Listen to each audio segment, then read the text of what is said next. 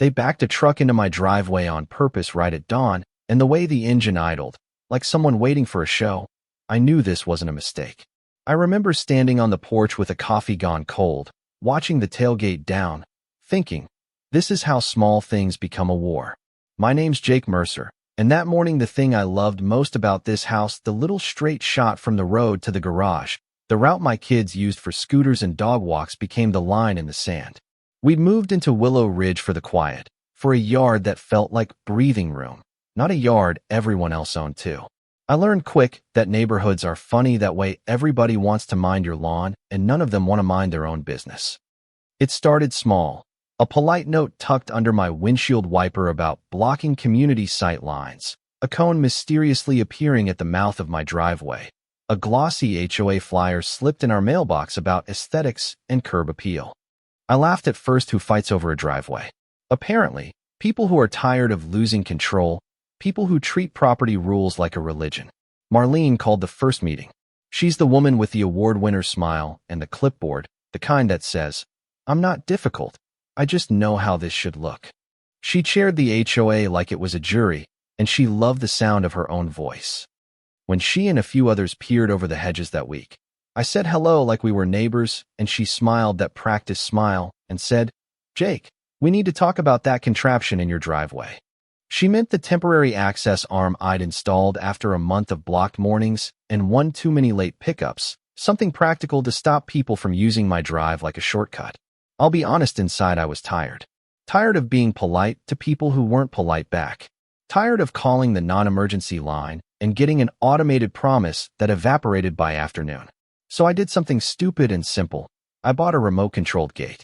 Not a castle wall, just a steel arm the length of the opening, painted a neutral gray with a light and a sensor. I installed it for the family, for the puppy who could dart into the road, for the kids who deserved a normal life.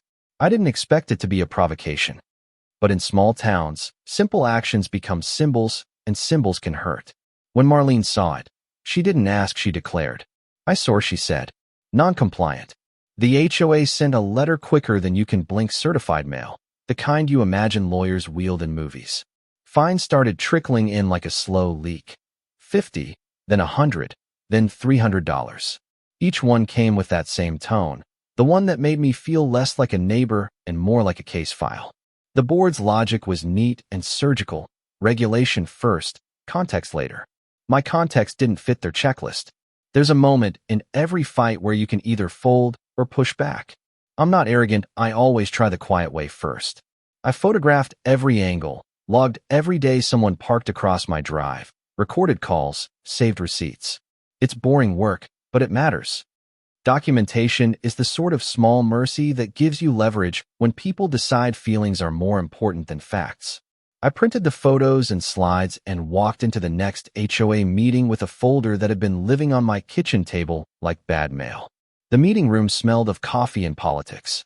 Marlene opened with formality. She read the complaint like it was scripture. When it was my turn, I laid the case out plain. The dates, the times, the video from the doorbell that showed a neighbor's contractor leaving his truck idling and blocking our family's use of the driveway for 20 minutes while our kids' bus came. I showed the doctor's note from the week my wife missed a follow-up because of the same issue. Faces in the room shifted. Todd, a neighbor who keeps to himself and waters his lawn at 6 in the morning, cleared his throat and said, "I saw them, Jake." That small confirmation felt huge, like a friend handing you a shield. But Marlene had allies. She spoke about bylaws and precedent, about what would slippery slope into community collapse. She did that thing people do when they want the right to be the only opinion. She leaned on the rules and ignored the why. At one point, an older man, who'd lived on the block for 30 years, stood and said, "When I was your age, we handled things with a word and a handshake." He meant it as a rebuke. I heard it as history being used to polish the present into complacency. Things escalated the way neighborhood fights do, through petty cruelty and targeted pressure. Someone left a stranger's flyer on our windshield calling the gate a security hazard. Tires were keyed not on our car, but on the contractor's truck we'd used for the installation, an anonymous message that said, "You don't belong." It was cowardly and small, and it hurt because it spoke to a desire to intimidate. I thought about retaliating, about painting something obnoxious across the gate, or posting passive-aggressive signs.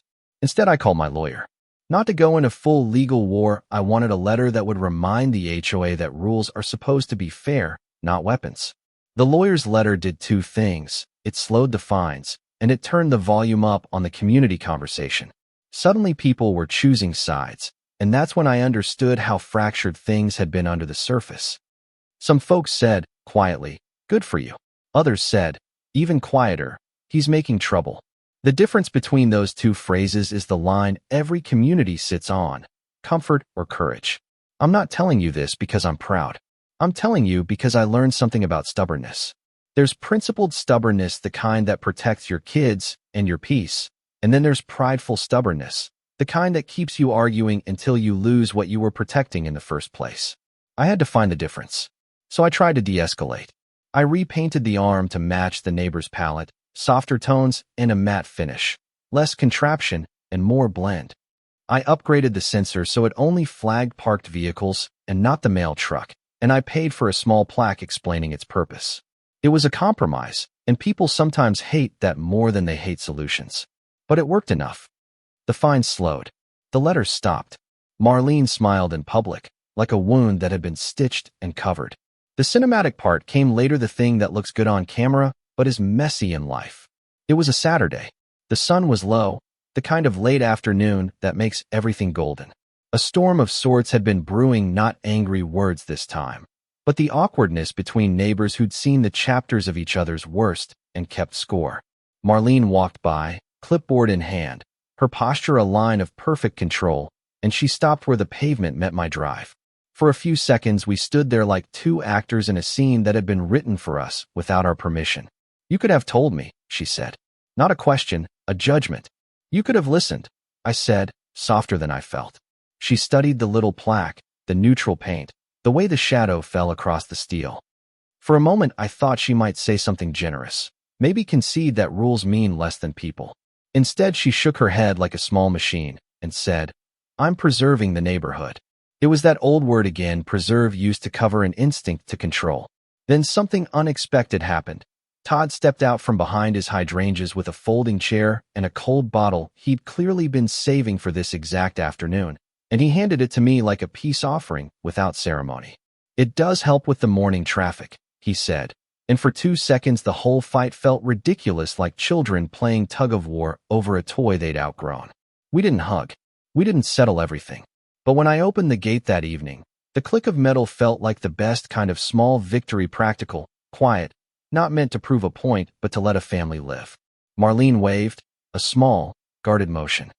Our lives went on. The kids rode their scooters. The dog chased a squirrel. Somebody mowed the lawn.